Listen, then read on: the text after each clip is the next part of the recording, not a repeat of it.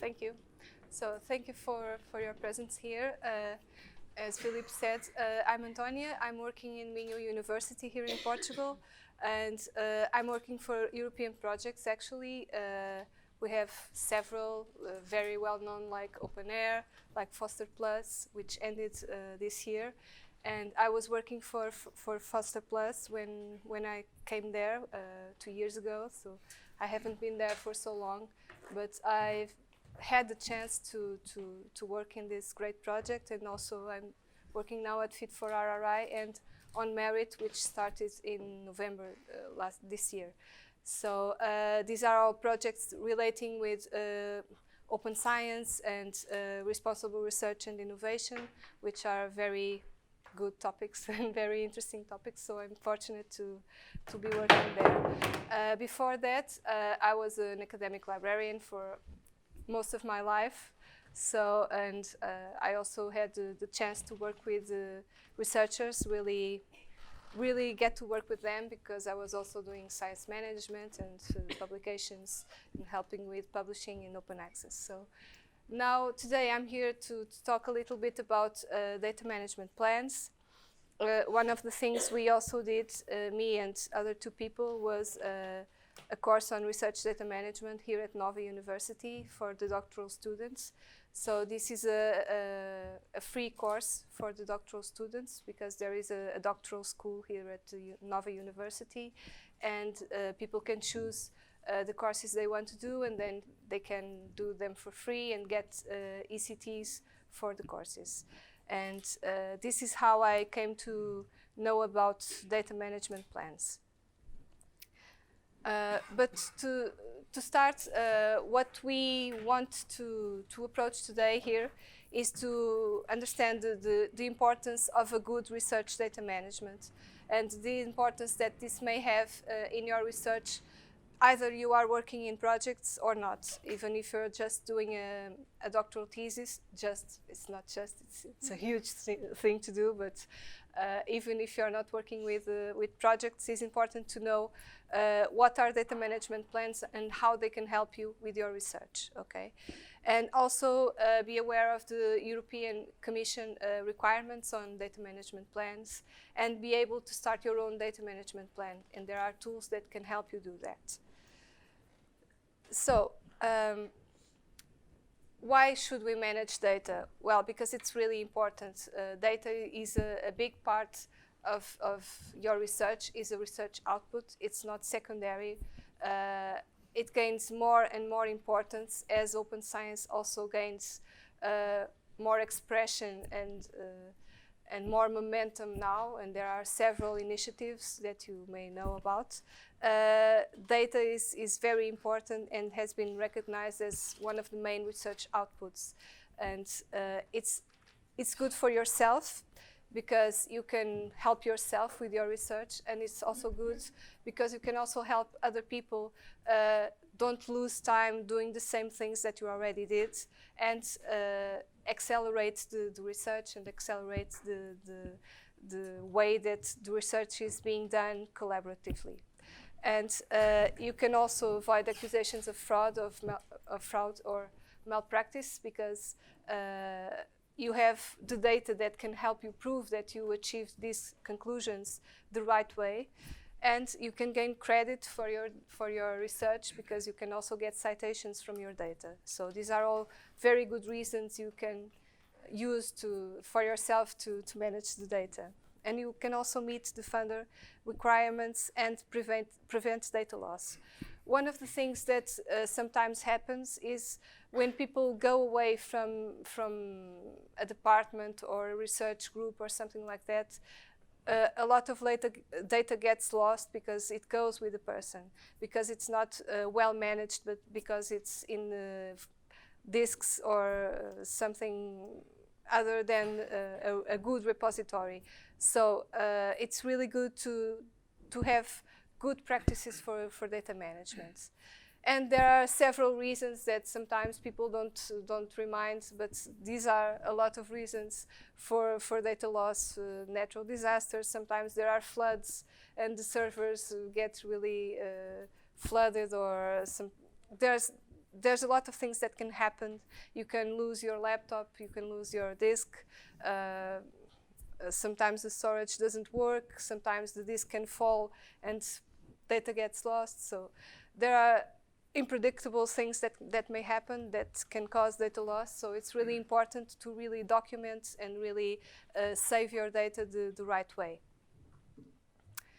I'm going to talk a little bit on the research data lifecycle because this has a direct importance and a direct relation with what you can do in data management plans, okay?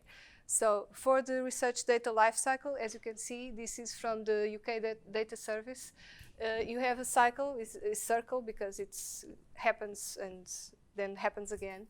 You start by creating data, then you process the data, and then you analyze and preserve the data and give access or not to the data. And I'm going to develop this a little bit more further. Then you can reuse data, or your data can be reused, and then it goes again to the creation of the data. And in more detail, in creating data, what is it that you can do to help you better manage your data? Well, you can anticipate what data will be created. This is really important. For example, if you're working in a project and with other partners, it's good to have a reflection on which data you're going to create, what are you going to do, how are you going to manage it, who is going to be responsible for what. So it's good to discuss this in the beginning of the project. If it's a one-person project like a PhD, it's also good to anticipate this and to think a little bit about it. Also, it's good to develop a methodology for the data collection, assuring consistency.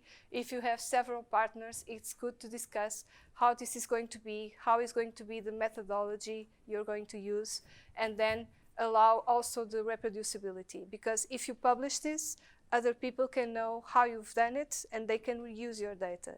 They cannot reuse your data if they don't know how you got to that point, okay? Also, it's good to choose software and formats that will allow reproducibility in the future and long-time preservation. And I'm going to detail this also in a while. It's good to plan the consent for sharing, especially if you have, and now you always have this ethics that you need to consider. Sometimes you really need to develop a plan for the ethics. Sometimes it's something that you need to deliver. It's a deliverable in the project. And it's good to plan the consent from the beginning, both if you're interviewing, for example, humans, if you're doing this kind of thing, and also between the project partners, okay? It's good to think if you're going to do publications, if you're going to publish the data, which data sets will you be creating, which ones will be available for publication and which ones cannot be published. So it's good to try to anticipate this from the beginning. Also, the way you're going to collect the data and capture and create metadata. As for the processing, you enter the data, you digitize, transcribe, translate, etc. And also, at this point, it's good to document everything as most extensively as you can in more detail, because this will be good also to you in a later phase of your research, okay? In a year or 2 years, it's good to have this documentation to help you understand what has been done and how it has been done. Also, it's in the processing, you also check and validate and clean the data. You can anonymize the data when necessary and describe it and manage and store. In the analysis, you interpret the data, you do derivations of the data, and it's not raw data anymore. Now it's processed data, so you come to the analysis part of the research. And then you can produce research outputs, for example, publications. And you can author these publications. And you can also prepare the data for preservation in a repository, for example. In preserving the data, you should migrate it to the best format and to a suitable medium that could be shared with other people. It's also good to think about the backup and the storage, and it's good to think that you should have more than one copy and in different media, and one of them should be off-site. This is all to prevent the data loss that can happen, for example, in a natural disaster or something like that. You should also create metadata in documentation and archive the data in a repository. The recommended formats for preservation. This is a print screen from these guides on research data management, and I really like the way it's done, because you have the green, which are the most appropriate formats, and then the yellow, the acceptable ones, and in red, not suitable ones. So these are the ones that you should avoid when you are thinking of preserving your data and giving access to it in the future, okay? As for giving access, there are different stages and different access options for data. For example, at some stages, not everybody needs to have access to it, or they can have read permissions instead of editing permissions. These are all ways to prevent the data loss and to prevent that something that shouldn't be happening happens, okay?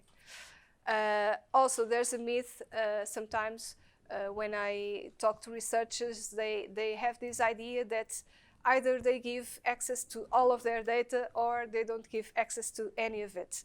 This is not true. So you can choose the data sets that you want to give access to and the ones that you cannot or don't want to give access to, okay?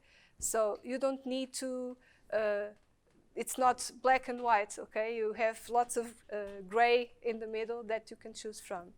And for example, the data repositories allow you to do that. For example, Dataverse has this thing that you can choose, which is a guest book, and you publish the metadata. You describe your data set, and then if people want to access it, they ask you for it, and it's done in a way that you don't give access to everybody all over the world, but you can choose to give access if somebody requests that access, okay? Also, you should establish the copyright, and this is really important to allow reproducibility and to allow people to know what they can do with your data, okay? So if you don't attach a license, people have to contact you later on, or they are not sure, it's not so immediate what they can do with the data, and sometimes they can just choose not to use it or something like that, or at least it will give them more trouble, and it will give you also more trouble to answer those emails that you didn't need to if you had attached the license, okay? And then you can promote the data, for example, in social media. And this is also important for the alt metrics, because data, as the same as the publications, also gets cited, okay? So it also gets attention, and this counts for your research career. It's really good to plan for sharing. So desirably, this should be done at the data creation point. So when you are thinking, when you are doing the architecture of what you are going to do, which data you're going to create, etc. And you should identify which bits of the personal data will be collected. If you need to really collect this personal data, okay? This is something that sometimes people, for example, you are designing a questionnaire. You should ask yourself, do I really need to ask this? Is this really important for my research? Because sometimes there are questions in the middle of the questionnaires that you just do because it's usual to do them.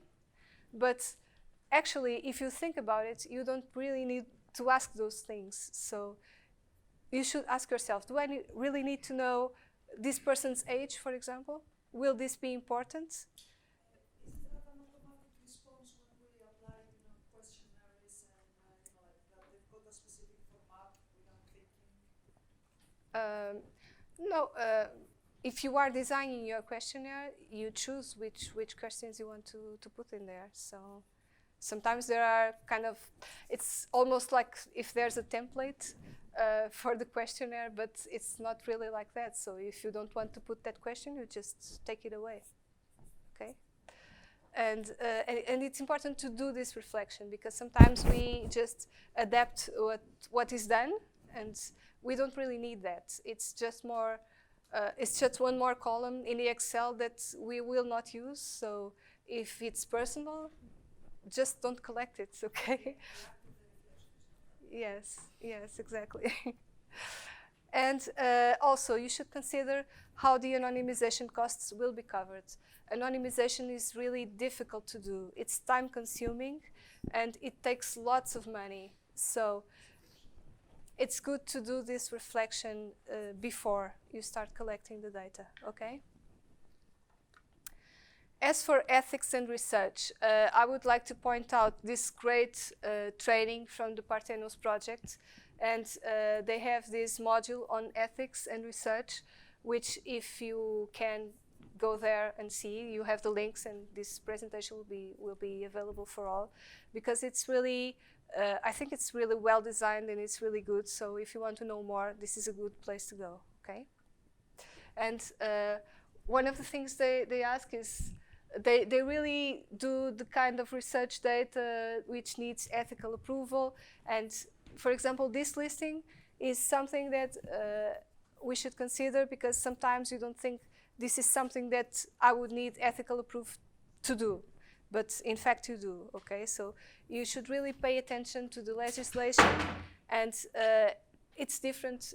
The legislation is different from country to country, so you should need to pay attention also to your own country. And if you're working with other partners, for example, collecting data for a European project, you need to check all of them, okay, to see if you're not incurring in something that you shouldn't, okay? And also about the informed consent. The informed consent it's a piece of paper, or not paper, but it's something. It's a document that it's a process in which the researcher discloses appropriate information about what he is going to do. So people can only give you consent if they know exactly what they are consenting to. Okay, and this is really important, taking into consideration the legislation, and in order to prevent future problems or people not letting you disseminate or do something with the data that you've collected. Okay, so it's really, really important to know, and for people to be well informed about the data that you are collecting, what you're going to ask them, what are the objectives, what you're going to do with it, how is it going to be disseminated. It's really important that all of these things are well established, that people give their consent with all of this in mind, okay? And it's especially important if it's for children, okay? So really, you need to be really careful if you're interviewing children, because it's risky. It's needed, but it's something that you really need to be well aware of the legislation and doing all of the procedures that you need to do to make sure that you're not doing anything wrong and that everything will go smoothly in the future. Okay. Okay. More resources on this. So the CESTA training, this is always, it's also really good, and it's something that you should, if you don't know it already, maybe you do, go to the website and see the toolkits and the materials that they have. They are really, really very well done, and it's really good for you to know them. Also, we have this course on data protection and ethics in the FOSTA website. So this is one of the free courses that were developed within the FOSTA Open Science Toolkit. And it's, this one is specific on data protection and ethics, and it's also a good place to start. It's introductory, so it's not in-depth information, but it's good to start if you are starting, if you don't know anything about it yet. As for the reusing of the data, it's good to point out that you can reuse your own data or other people's data, okay? So this reproducibility thing and this reusability thing, it's important for yourself, because if you manage your data in the present really well, you may be saving time in the future, okay? Because you will not need to collect it again or to do any other procedures on it, because it's already well done, okay? And if you need to use data from other people's, you really need the context, and DMPs, data management plans, are really important to give you the context in which the data was created, etc., so that you can use it properly, okay? And you know exactly what you can do with these bits of data, with these data sets. Also, you should follow up the research or do new research with this data, and the FAIR data, which you already heard about, also maximizes the reusage of data. As for data selection, it's good to know that you don't have to keep everything. Probably you will collect things that are not so relevant, and if you want to also manage it good, you should also take some time to do this reflection on which data do I need to keep.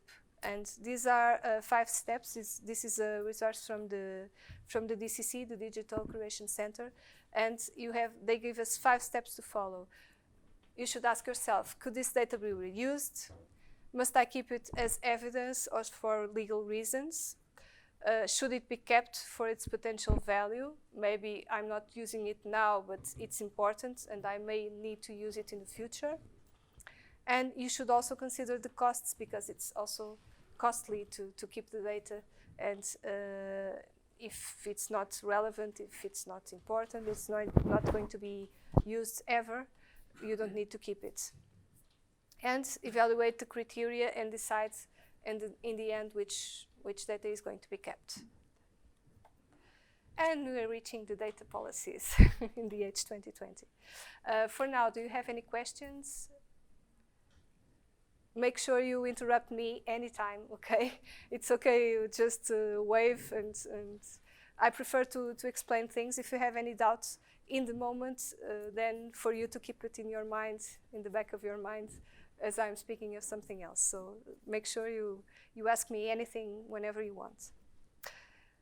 So, as you may know, open science has been gaining momentum, and it's gaining importance as the years go by, and it's more and more important. And open science is, well, it all started as open access to publications, but then it became something else. It's open access to publications, but also to research data, to software, and it's really a new way to do science, because it also opens the processes, and it opens the tools, and it opens the infrastructures.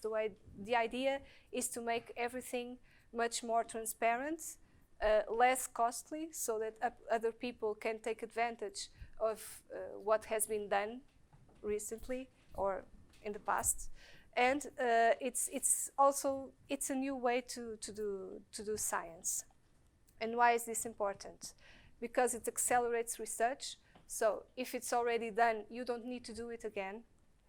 It safeguards the data, so it keeps it well preserved and well managed, so it can be reused. It's also good because you can share the data and allow the reusage. You can get credit as a researcher and get citations. You can avoid malpractice, or you can check for malpractice in others' research or unethical behavior. Unfortunately, sometimes it happens. And you can fulfill the funders' mandates. More and more funders are asking for open access and open access to research data in their policies. And open science has been helpful in many situations, for example, in emergencies, in health situations like the Zika in Brazil, for example. And it's good to validate and correct results and combat the frauds. And you can see more and more publications being retracted every day because there's been manipulation of images or something that was not correctly analyzed in a spreadsheet or something like that. And it's also good to improve and promote the reproducibility of the science. Okay. So this is kind of a chart of what has been happening in policies in Europe for the last years. So in FP7, for example, there was an open access pilot for some areas, and it was people needed to deposit and open access to the publications. And then in H2020, open access was already mandatory. So what became to be a pilot then turned out to be mandatory in the next funding. And there was the open research data pilot. So it began as a pilot, but then it became open access to publications and to research data by default in 2017. And with an option to opt out if it's not possible to share the data. And we predict that in Horizon Europe, the open access to publications continues to be mandatory, and you need to deposit and give open access to all of the publications and also to the data that goes under those publications, okay? And the DMPs, the data management plans, are mandatory. The FAIR data is also mandatory, and the open access to research data is also by default, also with an option to opt out if people cannot give access to the data. So an open science is embedded in all of the processes, in all of the practices related to science. So these are a few quotes from some people relating open science. So open science is here to stay. The sooner we embrace its principles, the better. And the question, this is an older one from 2011, yes. The question is no longer if we should have open access, the question is about how we should develop it further and promote it.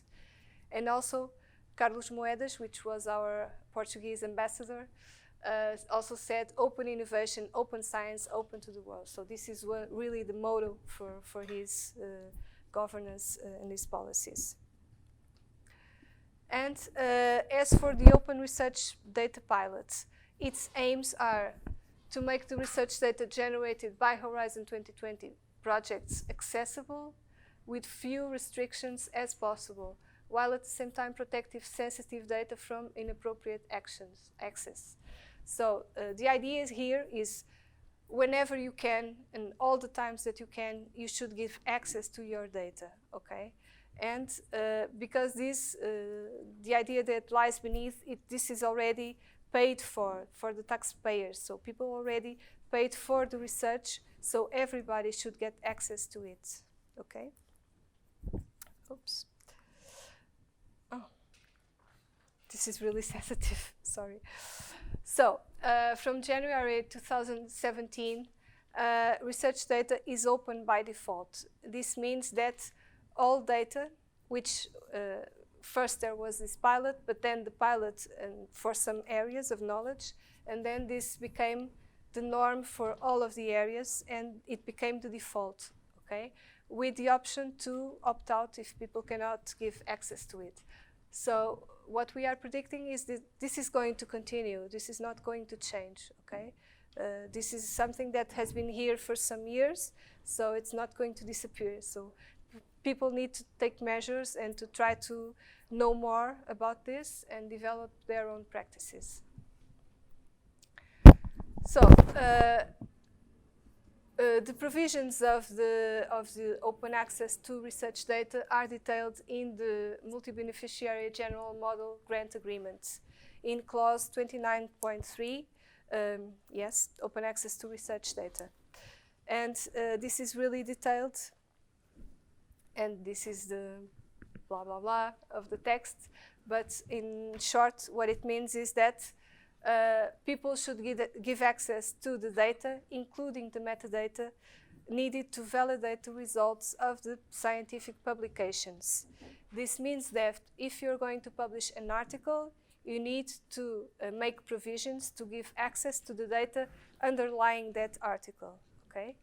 And some of the journals and editors are already asking for this. So this is not a very recent practice. It's something that has been happening for some years now. And also, you should give access to other data, and including also the metadata as specified in the data management plan. So the idea is, if you can, you should give access to it, okay? And also, people are encouraged to share everything also beyond the publications, not only the data underlying the publications, but all of the data and for all of the areas. The steps that are given is that first you need to write a data management plan and update it, and I'm going to detail it in a while. And then you should find a repository and deposit your data along with the licenses so that people know how they can reuse the data that you deposited, okay? Depositing the data and describing the data doesn't mean that you're giving open access to everything, okay? You can deposit the data in a repository and give access only to the metadata if you cannot give access to everything, and keep it embargoed in the repository, okay? Or with that option of people asking you to access it. So this is a huge difference, and this is also a myth. So sometimes people think that if I deposit this in a repository, I need to put it open access. Well, you should if you can, but you don't need to do if you cannot, okay? So, and how to find, where can you find a repository? Well, for data, and this is different from publications. So usually for publications, the European Commission asks people to look for their institutions for the repository. For data, it's different. So you should choose first a thematic repository, something in your area of knowledge, okay? Because I think it's for convenience reasons, because you first look in your own area and then you start looking in other areas. So it makes sense, okay? And then if you don't have a repository or a trustable repository in your area of knowledge, then you should look for the institutional repository. If you cannot find any of that, you have Zenodo, which is a free repository. You don't have to pay to use it, but it's a generalistic, so it has all areas of knowledge in there, okay? But you can use it, and it's for free. And you can also search in RARE3 data, which is a directory for repositories, for the proper repository for your data, okay? This is also a good resource for you to use. So the motto is as open as possible, as closed as necessary. And now I'm going to talk about the reasons that you may have for not sharing your data, okay? And these are also acknowledged by the European Union. So this is detailed in those clauses. You can not give access to your data if it's incompatible with the obligation to protect the results, and if they cannot be, if you want to explore them commercially or industrially. For example, if you're doing a patent, you don't need to publish your data. You shouldn't. You really shouldn't publish your data. If it's incompatible with the confidentiality, so if you have privacy reasons, you cannot deposit it, you cannot give open access to it. Also for security or national security reasons, and if the project does not generate or collects any data, this also can happen, for reasons of protection of personal data. And you can detail other reasons. If it's not any of this one, you can detail what is your reason for not sharing the data. The important thing here is that you need to detail why you are not sharing your data, okay? If you have H2020 financing, you really need to say why, okay? It's not just, I'm not giving it away. So you really need to explain and to detail why you cannot give access to the data. And now a joke for you. So let's lighten the ambience here a little bit. So this is a website, and this is by Phil Archer, and he made this joke. There was the 50 Shades of Grey, and then he built the 50 Shades of No. So these are all excuses that people gave for not sharing their data. So it's too expensive, there's no business case, I have no idea about the quality of the data, it's not good, I'm not authorized, it will never work. So these are all reasons that people gave for not sharing their data, okay? And then some other people did this open data excuse bingo.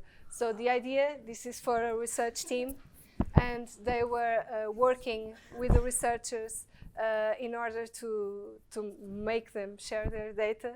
And these were the most common excuses they would receive for not sharing the data. And they put this on a wall, and then they put a pin each time some people gave one of them. So the idea was to see which one got more pins and more results, okay? And this is something that you can also do. So you can think about your own data, and this is something that I would like you to do for a few minutes now. So think about your own projects, about the data that you will be generating, and think if you can give access to it, if you have any particular reasons why you cannot give access to it. You can think about your own personal reasons or the reasons for the data, for example, privacy reasons. But you can also think about operational reasons if you don't know how to do it, okay? So I can leave you with this, for example.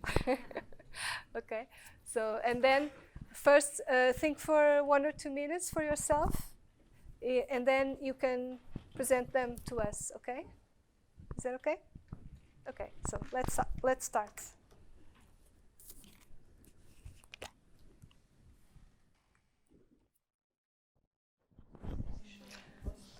Okay, now I've given you 1 extra minute. It was not on purpose, but it happened. So if you don't mind, do we have volunteers to start? No? I'm going to choose randomly. Yeah, Okay. Sorry, I thought we were missing one of the excuses, which is probably emotional attachment. Oh, that's a good one, yeah. That's a good one. Anyone else with emotional attachment to their data? You know? We actually had that in a project discussion just a couple of months ago that a colleague from the art history department told us, but it's mine. It's mine, yeah. It's my data. It was so much work, right? My hard work. Yeah.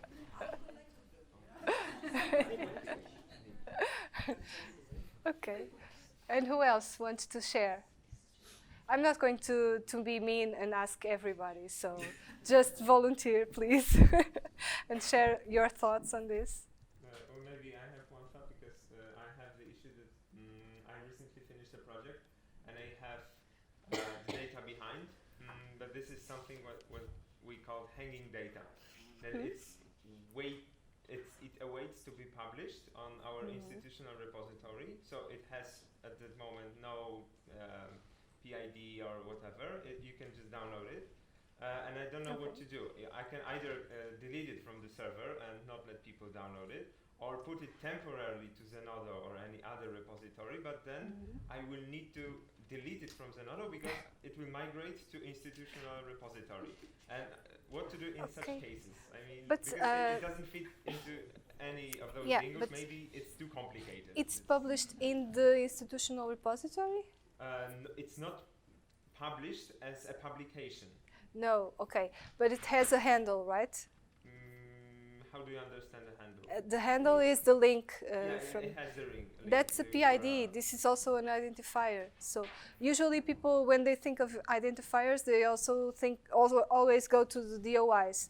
But there are several types of identifiers, and the handle actually was the beginning of the DOI. So it's older than the DOI, and it's also a persistent identifier. So you can use that, and you can be cited by that one. Okay, there's no problem with that.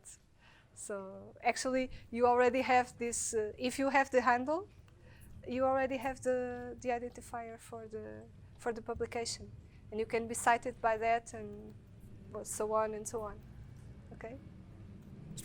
Okay. Who else? No one else? Okay. Then. Ah. Yeah. Oh, sorry. Sorry, I didn't see you. Sorry for my voice. I so enjoy playing the devil's advocate here. Finally, I'm in a position to do that. I'm working in a project, in a big linguistic project for a while now, which involves like 30 languages, and I'm the Hungarian. And I couldn't convince my collaborators to share the data for the publication. And I know that it's something that I should have done 4 years ago when we started the project. Now it's way too late. So what are my options? Okay, you can show them these slides. You can try to be an advocate for open science and show them the numerous studies that we have on citations and on recognition for publishing data and for publishing open access and that kind of stuff. I think the best way is really to try to convince them or get somebody else to try to convince them, because sometimes when it's somebody that you're familiar with, they don't pay so much attention. But if somebody else, then maybe they would. I don't know. These are strategies, but this is what I meant in the beginning in one of the first slides about getting in with your crew, with your team, and considering all of these aspects. It's really important to discuss this right in the beginning, and in the way that you are doing things in a better way, because there won't be surprises. It's usually more difficult in the end, okay? Because you need to get consent from people, and for example, the informed consent, people sometimes they are not there anymore, and it's difficult to get track of them, and so on. So these are all things that it's always best to try to do in the beginning. If you haven't, and it's perfectly understandable, sometimes we just don't think about those things, then you have to go for diplomacy, but because it's a joint work, so you cannot just decide to do it and do it. Okay, so you really need to nag them a little bit and yeah, try to convince them, try to get other people to convince them, or show them the studies on citations and that kind of stuff. I cannot think of anything else you can do now, okay? It's not I wish there could be other ways, but I think it's the best, really. Okay, so I'm not going to use this. Okay, for data management plans. So, what is a data management plan? We have been discussing this. Planning for sharing, planning the publications, planning how we're going to manage the data and all these things. These are all interconnected, okay? The data management plan is actually a document where you detail how we're going to do all of these things, okay? So it's a document on how you are going to collect the research data, how it will be handled during the research project, and after it is compiled, what data will be collected, what methodology and standards are you going to use, whether and how this data will be shared. So all of this is the data management plan, okay?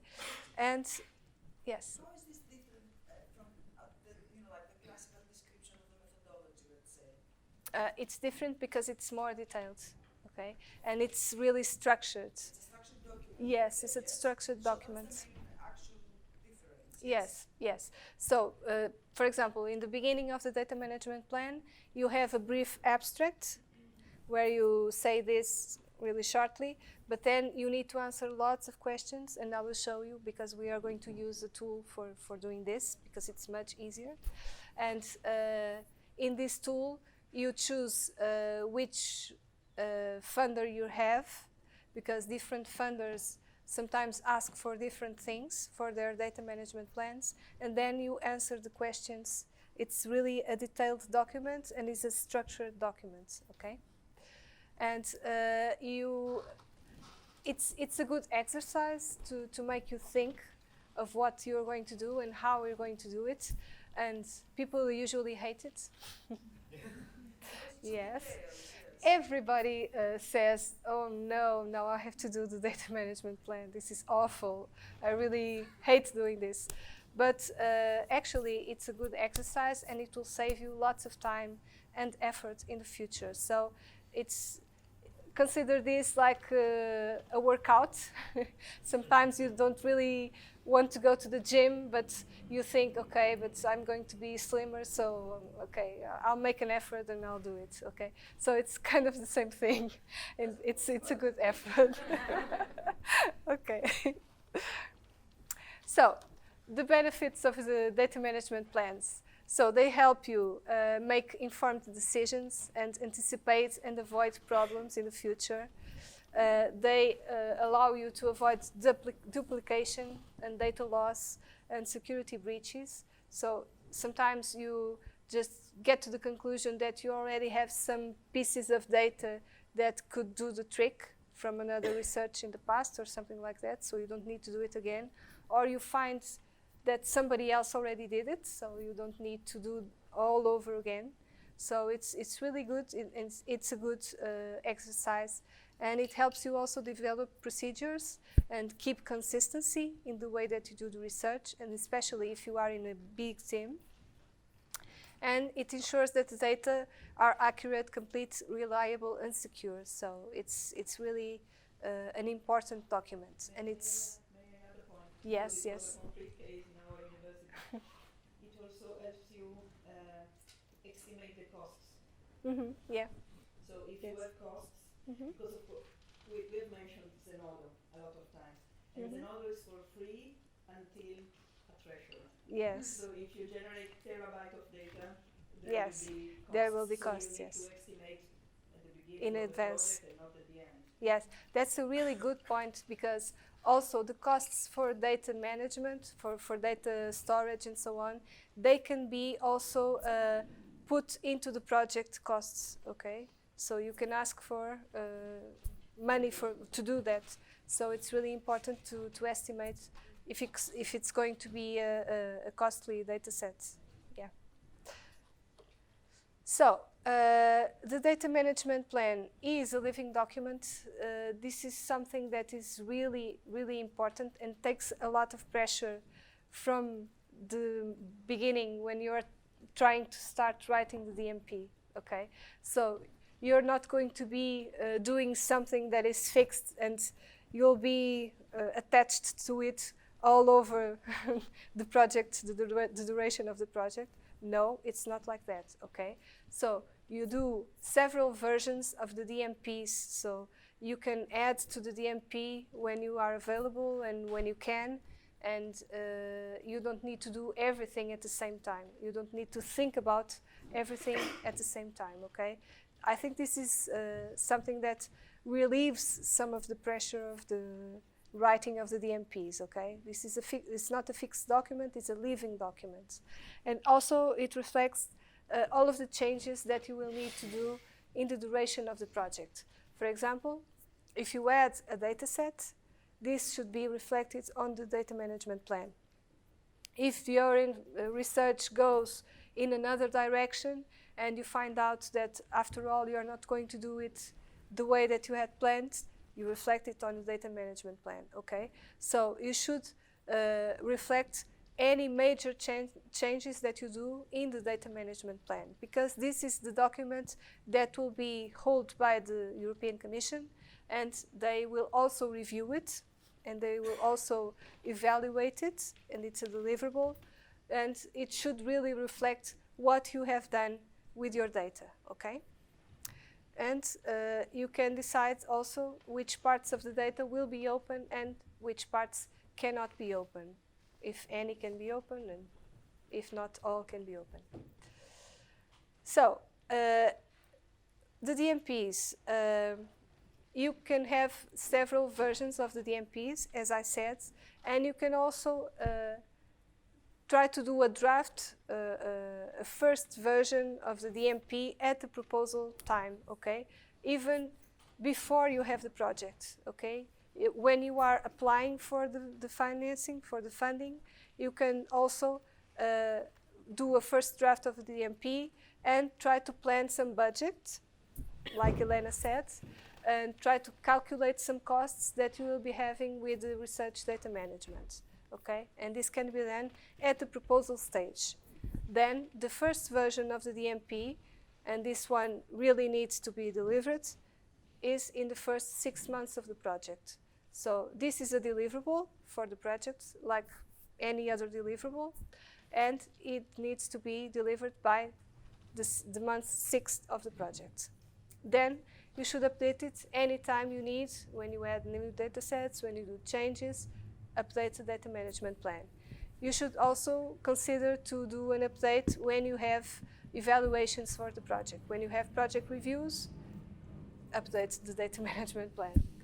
And then at the final review, so at the end of the project, you will have the final data management plan.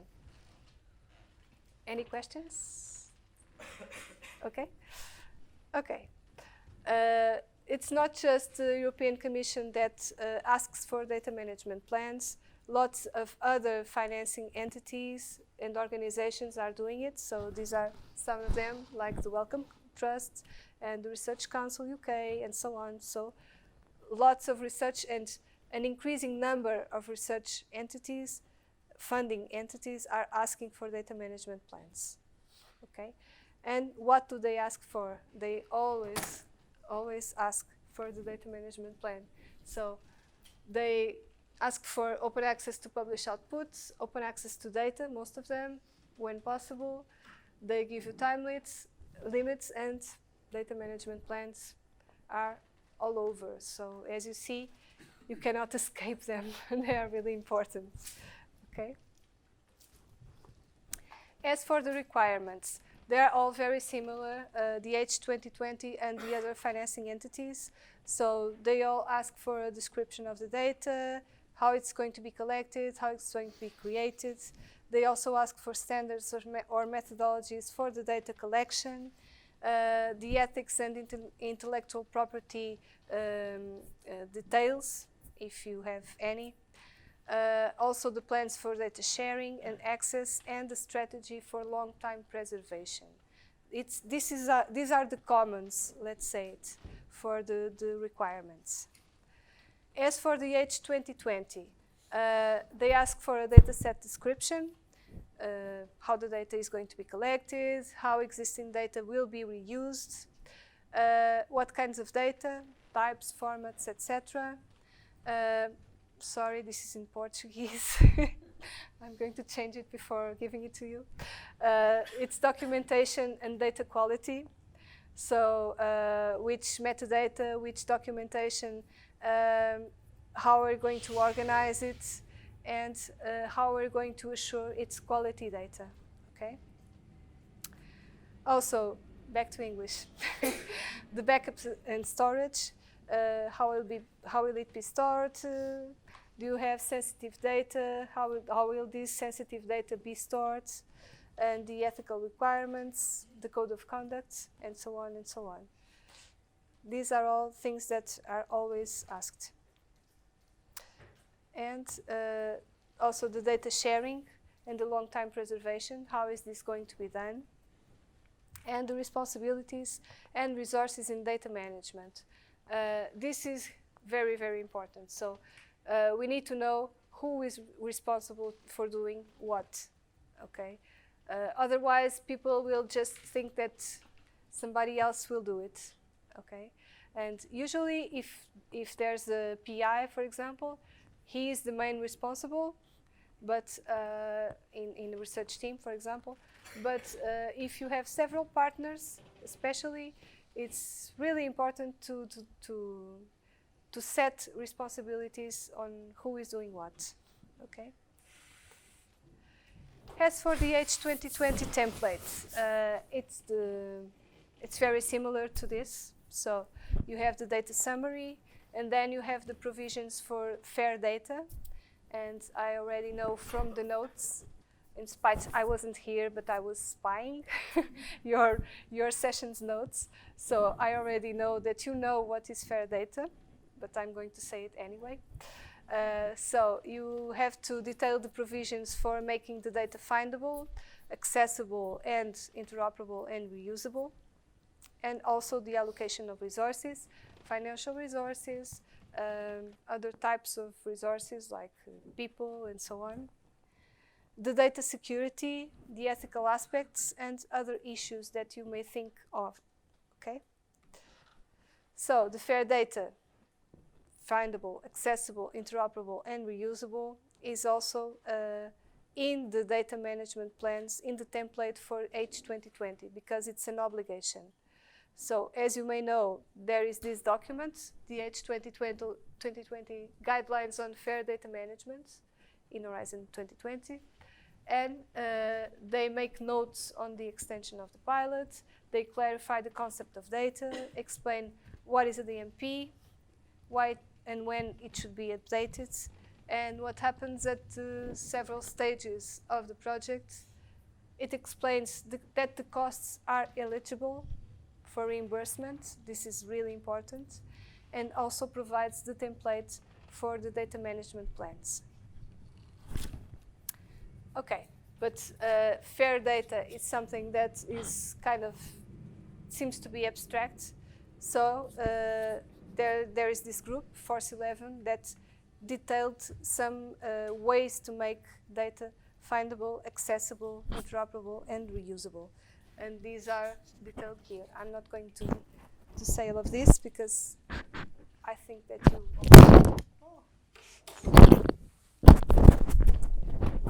you already mentioned it, although I'm not sure, but you can read it later on. So, so how does this all work? How does this gets in the puzzle? So, you get the funding. Before getting the funding, you do the proposal and you can do a first draft of the DMP. Then you write the DMP in the first 6 months. You gather data, you do your research, you update the DMP as needed in this process, and then you finish your research and you publish your results, and then you choose the repository and deposit the data and make it open access or not, depending on what you can do or what you are willing to do with it, okay? And then you don't need to inform OpenAIRE. This is an OpenAIRE graph, but it's not like that. You don't need to inform because it's all automatic and it all goes to the researcher portal and it will appear in the publications area, okay? So this is taken from a presentation that was done at this seminar towards cultural change in data management, data stewardship in practice. And it's some lines on what makes a good DMP. And I found this interesting because this is something that, okay, you have these guidelines from the financing entities that tell you what you need to put in there. But then these are slightly different, okay? So, and these are things that the reviewers may actually find important when reading your DMPs. For example, does the plan show the data and open research data management awareness? Is the focus on the data or is the focus on the publications? What is the overall approach to the DMP or data management planning? Is the whole project team involved or not? So these are things that you can actually use when you are elaborating your own DMP, and that you can find interesting to incorporate or not, if you want. Okay. And one of them, for example, was openness in the author's mind. So how open, how willing is that person to really share their research results and their data and so on. So, and this is something that is evaluated. Okay. And there are also these tips on writing DMPs, and these are from the DCC, from Digital Curation Center, and this is a research data management for librarians, but I think it applies to everybody. So keep it simple, okay? Keep it simple, keep it short, and keep it really specific. So you don't need to write a dissertation on your data management plan. So you just need to show what you will be doing with your data, okay? And seek advice and consult if you need. So if you need legal advice, please ask a lawyer, okay? If you are not sure on ethics or something, ask for help. So you don't need to know everything. That is why we have so many professions. So you are a researcher, you don't need to know the whole world. You need to know your own work. So if there are some parts of it that you are not so sure about, ask for help, okay? And this is, I think it's really good advice. So, and also base the plans on your available skills and support. So if you don't have any support, don't try to do something very elaborate, because it will be difficult then. So just be realistic, okay? Make sure the implementation is feasible and justify any resources or restrictions needed. And this is also important, because sometimes it's good for the reviewers to know that you didn't do something not just because you didn't want to do it or didn't think of it.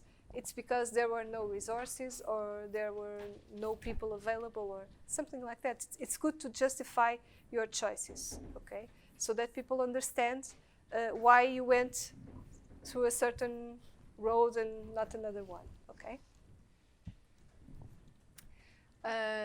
Also, the DMPs, as I said before, are deliverable, and there are guidelines being developed for the reviewers of the DMPs, so this is something that you should also be aware about.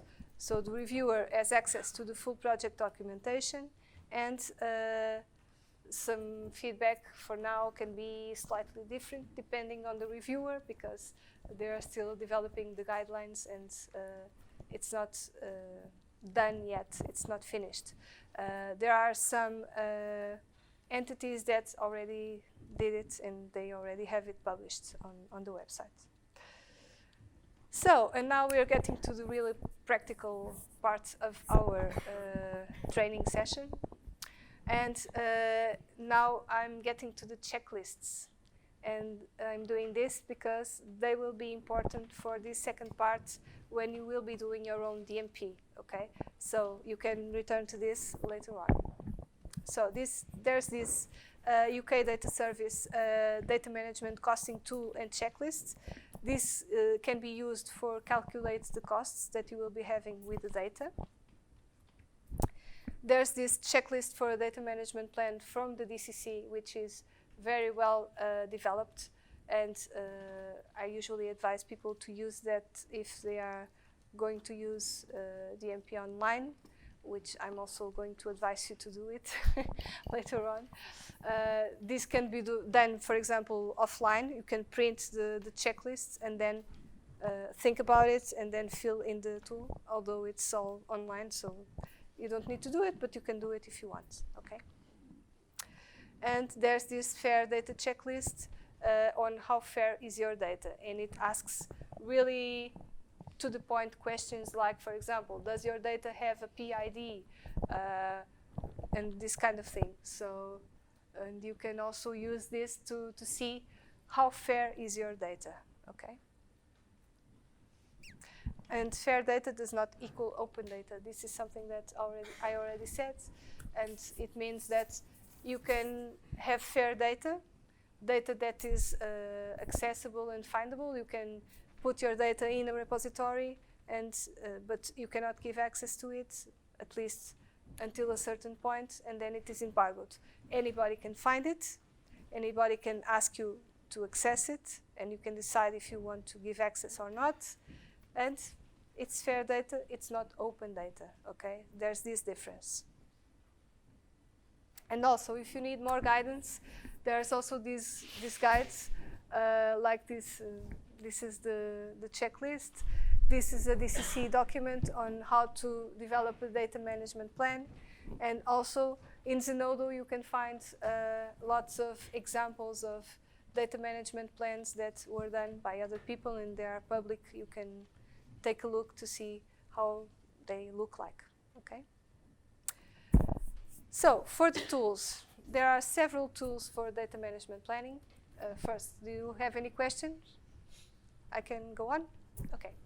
There are several tools for data management planning, and I'm going to advise this one, DNP Online, which is from the Digital Curation Center from the UK.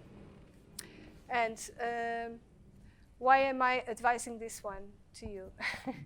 Well, for now, it's the one that, for me, is the easiest one to use. It's template-based, which means that you register, and the first thing that you do is to choose a template from your financing entity, and then you just need to fill in the gaps, okay?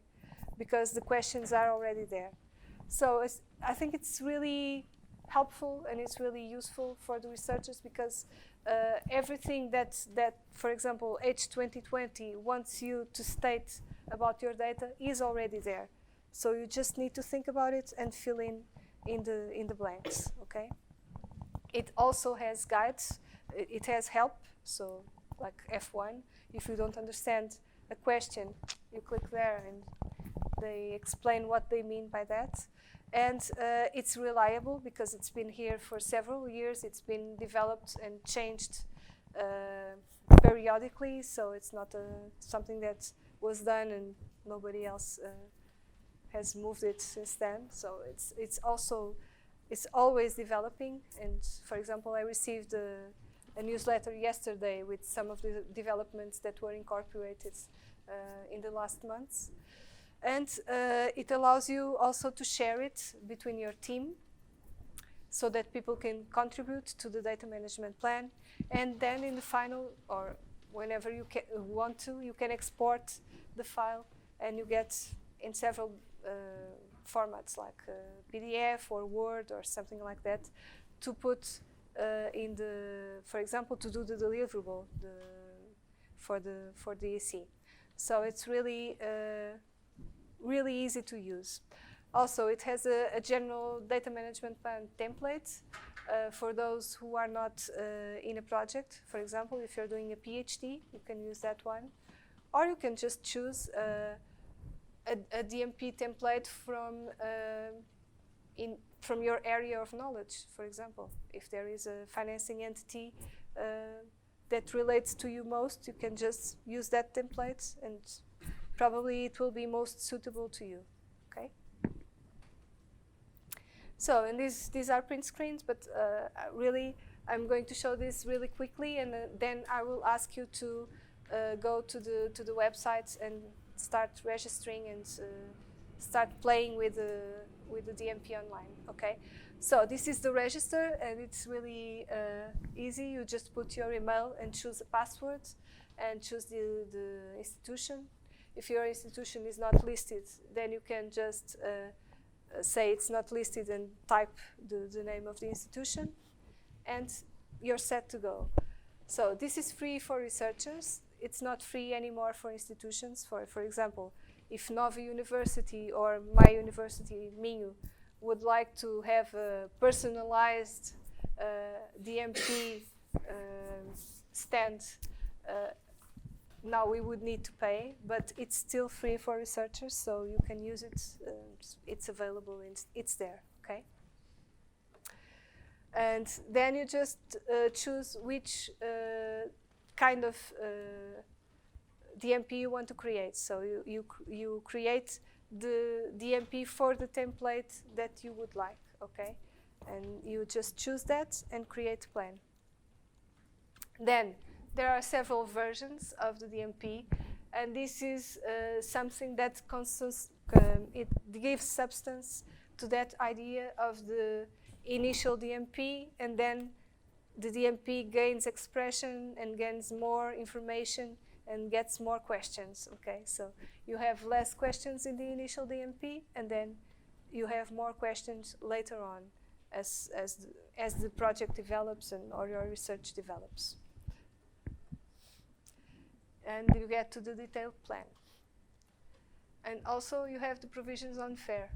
So this is the way it looks. You have the question, you type here, and then you have Q&A in the right section of the screen. And we're set. So if you don't mind, just go to I'll put the website again. It's this one, dmponline.dcc.ac.uk. And please register if you haven't registered yet. If you have, just log in and start doing your DMP.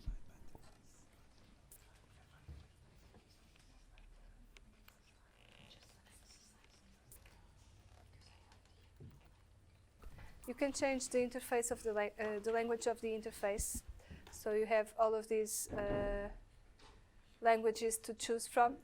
And I think Portuguese will be one of them for what I've seen in the last newsletter that came yesterday. So it's going to be Brazilian Portuguese, which is not exactly the same, but it will be easy for the Portuguese people.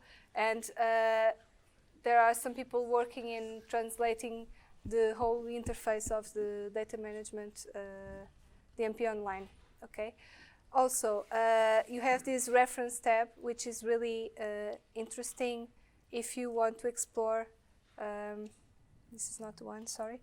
If you want to explore other DMPs that people made public.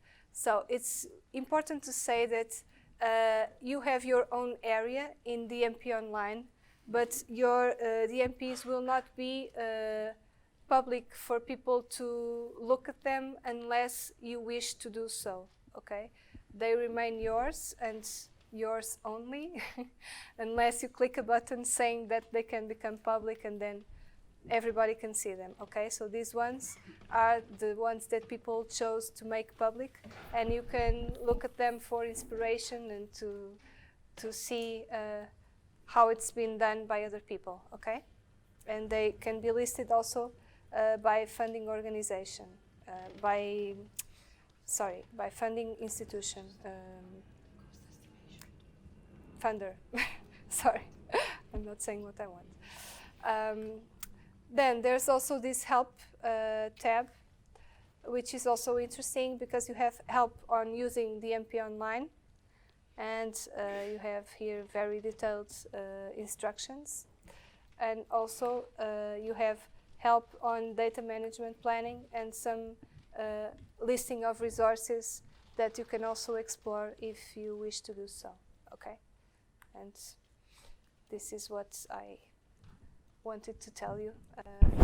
Please say something if you need any help, okay?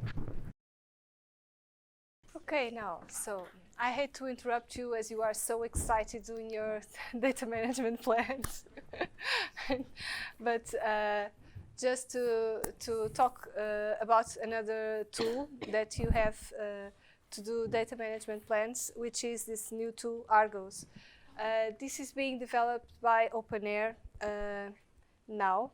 So it's not, I didn't want you to try it today because it's still being developed and undergoing lots of changes, and I didn't think it would be really fruitful to do it now, but I would like you to know that it exists, and it's going to be a great thing for you to use, a great tool. And the approach is slightly different from the one from DMP Online. So the approach from DMP Online is based on templates. So the first thing you do when you go to the tool is to choose the template that you are going to use, and then you're stuck with it. Okay, so you chose the template and now you need to go with it. You're married to that template. And in Argos the approach is slightly different. Okay, so the idea here is that I don't know what happened. I had another slide here, but I'm sorry.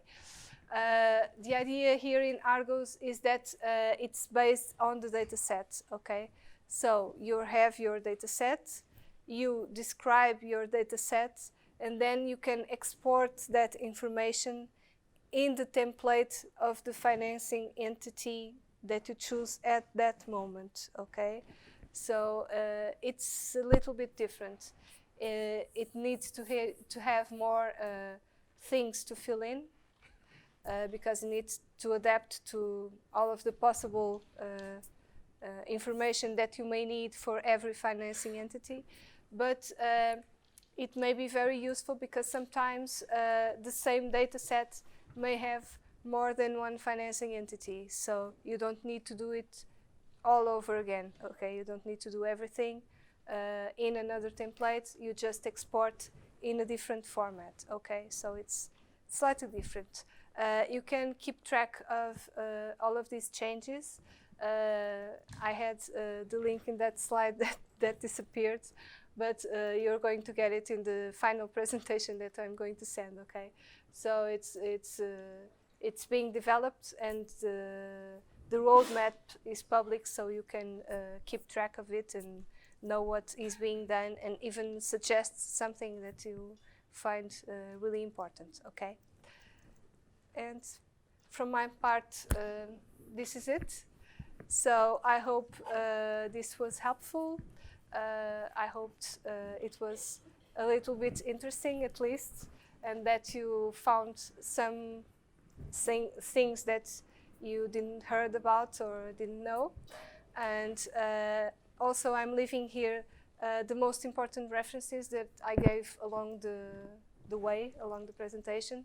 So these are also links. You can just go to the websites and explore more. Thank you. Thank you.